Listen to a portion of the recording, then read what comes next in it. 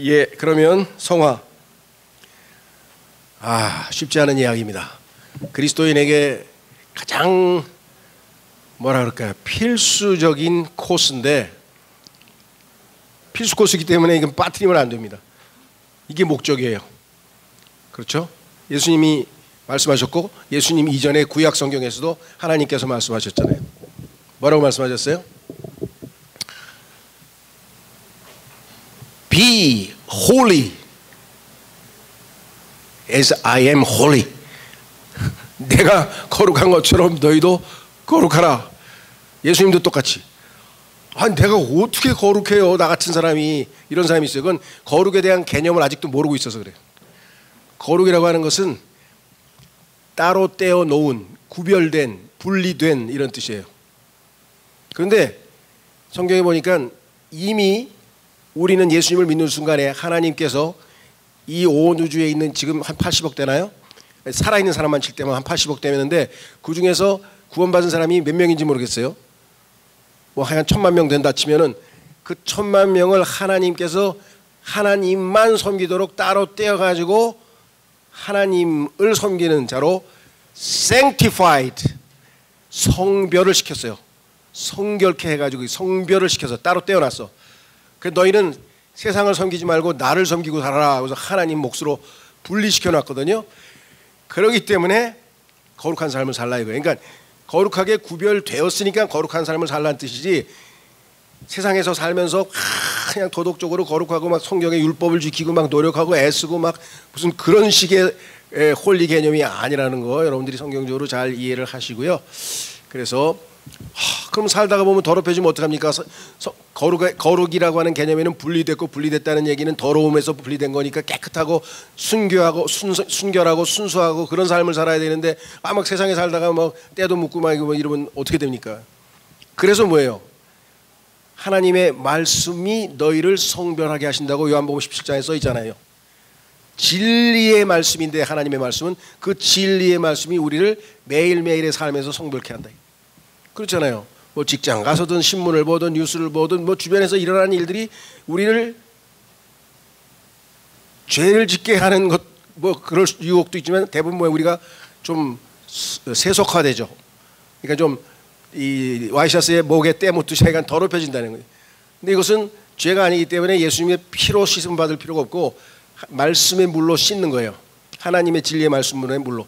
그러니까 하루 종일 막 그렇게 복잡하게 살다가 이렇게 성경을 딱 펴서 한 10분, 20분 읽으면 어떻게 돼요? 쫙 씻겨나는 느낌이 들죠. 그렇죠? 예. 그러니까 그 다음 날에도 근데 똑같은 일이 벌어지는데요. 맞아요. 그 다음 날 또 성경 읽으면 되잖아. 예? 그 레이건 대통령의 할머니 이야기가 유명합니다. 미국서. 레이건 대통령이 할머니한테 그랬대잖아요. 할머니, 나 교회 가서 하나님 말씀 들었는데 예배 끝나고 집에 오니까 난 다 잊어버렸어. 그럼 뭐하러 날마다 매주 또 가고 다 잊어버릴걸? 그래, 할머니가 지혜롭게 답변했지. 저 소쿠리 하나 가져라. 소쿠리. 모르겠어요. 그게 대나무 소쿠리인지 모르겠는데 내가 소쿠리 가져왔대. 물 부어봐. 쭉 빠졌어. 물 부어봐. 쭉 빠졌어. 야, 물 불 때마다 깨끗해지는 거 안 보여? 예, 그래서 죽을 때까지 반복하는 거예요. 왜? 우리의 육체가, 죄가 우리 안에 거하고 있기 때문에 우리의 몸이 구속되어서 완전하게 거룩한 몸으로, 즉 죄 안 짓는 몸으로, 영적인 몸으로 변화될 때까지. 그 변화는 하나님이 약속하셨기 때문에 성경에 약속이 되어 있잖아요. 그것이 우리의 소망이라고 성경에 써 있잖아요. 로마서에서. 그래서 우리가 너희는 소망으로 구원을 받았다. 우리 몸의 구속을 기다리고 있다는 거죠. 그렇게 되면 더 이상 죄를 지을 수 없는, 짓지 않는 그러한 영혼 몸이 온전하게 구원받게 되는 거죠. 지금 우리의 혼이 구속이 됐어요. 영은 살아났어요. 본어게인 했어요. 근데 몸은 뭐예요? 여전히 우리를 괴롭히고 있는 거예요. 이 몸이.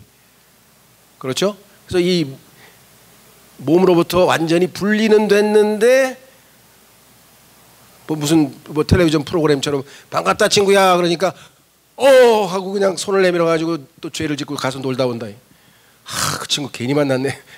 얼마 있다가 반갑다 친구야. 그러니까 나 반갑다 하고 자기도 간다. 이런 일이 지금 계속 벌어지는 거예요. 이거를 어떻게 하면은 극복할 수 있을까? 이게 이제 소위 말하면 성화와 그다음에 뭐 관련된 책들이 굉장히 많아요. 청교도들이 책도 많고 하여간 정말 우리 신앙생활의 아주 핵심 요소죠.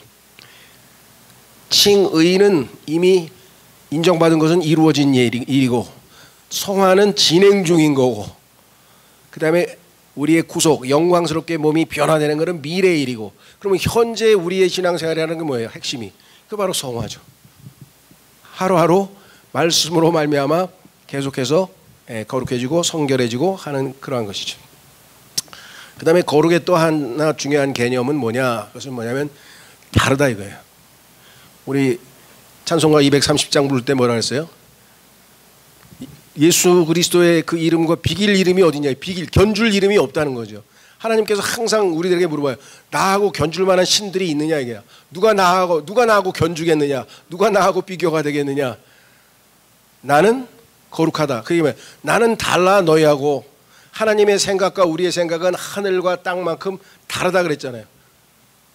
그 세상 사람들이 봤을 때 여러분들이 뭔가 좀 다른데 요걸 느끼면 여러분이 좀 성화의 길로 지금 가고 있는 중이야. 근데 야 너랑 나랑 다른 게 없어. 너 주일날 성경 들고 뭐 그래 예배당 간다고 치자. 그건 너 취미생활이고 나는 골프 치러 가고 그거 빼고 뭐 너도 욕하고 나도 욕하고 너도 술 먹고 나도 술 먹고 뭐 너도 부부싸움하고 나도 부부싸움 뭐다 뭐가 다르냐? 그럼 예수 믿는 사람이 뭐라고 답변 되겠어요? 24시간 우리를 무슨 촬영이라 그래? 그 비밀 촬영이라 그러나? 촬영해가지고 딱 찍었어. 안 믿는 사람하고 믿는 사람하고 24시간 삶을 살아서 찍었는데 그러네. 거의 똑같네. 말하는 거나 행동하는 거나. 이렇게 되기 때문에 세상 사람들이 그래 너는 취미생활로 너는 교회 가고 난 운동 좋아하니까 운동하고 이렇게 되면 안 된다는 거예요. Be holy. 저 친구 뭐가 좀 다른데? 나 같으면 저거 그냥 가만 안 두는데 저 친구는 어떻게 저거를 그냥 용납하고 넘어가지? 조금 이상한데? 하여간 여러분이 주변에서 의도적으로 막 이상하게 행동해가지고 저놈 이상한 데가 아니라 자연스럽게 주님과의 동행을 하고 있는데 뭔가 다르다 이런 것들을 우리가 이 생각을 좀 해야 되겠죠. 자, 그래서 이제 쭉 넘어갑니다. 성화, 거룩하게 하는 것, 거룩하게 되는 것. 자, 넘어가시면 159페이지. 159페이지에 위에서 8번째 줄을 보십시오. 그러므로서부터 시작해서 위에서 8번째 줄에 그러므로 7번째 줄인가요? 예. 그러므로 모든 성인은 우리가 은혜 안에서 자라면 자랄수록 우리의 최상의 선과 하나님의 거룩한 사랑이 얼마나 대조적인지를 더 많이 절감한다고 증언할 것이다. 여기서 우리는 하나의 역설을 말하지 않을 수 없다. 탕자와 같이 그리스도인은 완전히 새로운 신분을 부여받았다. 아버지의 아들이 됐잖아요. 탕자가 아들로 신분이 바뀌었죠. 그는 예수 그리스도를 통해 믿음으로 하나님을 의지하는 순간 사랑받는 자녀로 받아들여진다. 그러나 이런 신분상의 변화가 그의 존재 전체에 영향을 미쳐 그의 몸과 마음과 영이 하나님의 영으로 충만케 되고 그 영의 지배를 받게 되는 것은 천천히 일어나는 일이다. 그렇죠? 탕자가 하루아침에 라이프 스타일을 자기 아버지의 집에 그 고상한 라이프 스타일로 바꿨을까요? 안 바꿨겠죠. 그렇죠? 예. 탕자가 집에 와서 손 씻고 밥을 먹었을까요? 맨날 그냥 먹었는데. 예를 들면 그러니까 하나서부터 모든 게 아버지 집안에 걸맞는 모습으로 바뀌어가는 데는 시간이 상당히 많이 걸릴 것이다 그랬습니다. 자, 그래서 날마다 우리의 본성에 여전히 존재하는 악한 성향, 성경은 이를 육신이라고 부른다에 대항해서 싸우는 성장의 과정이 필요한 것이다. 하지만 사람이 도달할 수 있는 최고의 거룩함과 하나님의 거룩함 사이의 차이는 정직한 사람이라도 생의 마지막 순간에 이르기까지 자신이 또 새롭게 회개하고 용서받을 필요가 있는 죄인임을 고백하지 않을 수 없는 정도로 크다. 성화가 되면 될수록 자신이 죄인이라고 하는 것을 고백을 하고 그것도 아주 큰 죄인이라고 고백을 하는 거예요. 가장 성화가 된 사도 바울이 가장 성화가 된 마지막 죽기 얼마 전에 뭐라고 고백했냐? 나는 죄인의 우두머리라고 그랬다. 그것도 현재 시제로 I am. 과거 아니고 예수 믿기 전이 아니고 지금 현재. 왜? 생각해 보세요. 하나님 여기 계세요. 하나님께 가까이 가면 갈수록 하나님의 거룩하심과 성결하심과 그것과 자기의 모습이 비추면 비교가 어떻게 되겠어요? 그러니 깨끗한 거울을 놓고 한 10m 정도에서 딱 보니까 깨끗한 늠름하고 모든 게 점점 가까이 가서 보니까 얼굴 갖다 대니까 여기에 뭐 하나 묻어 있고 여기 뭐 하나 묻어 있고 여기는 피부가 온갖 흠결투성이죠. 그런 것처럼 하나님께 가까이 가면 갈수록 오히려 더 욥도 뭐라 그랬어요? 욥기 31장을 읽으면 하나님이 야, 이 사람을 올바르고 정직하고 완전하고 막 칭찬 일색으로 한 이유를 알 정도의 삶을 살았지만 그가 하나님께 바짝 가까이 가서 대화 몇 번 하더니 뭐예요? 저는 저 자신을 혐오합니다. 회개합니다. 아무것도 모르면서 말을 짓거렸습니다.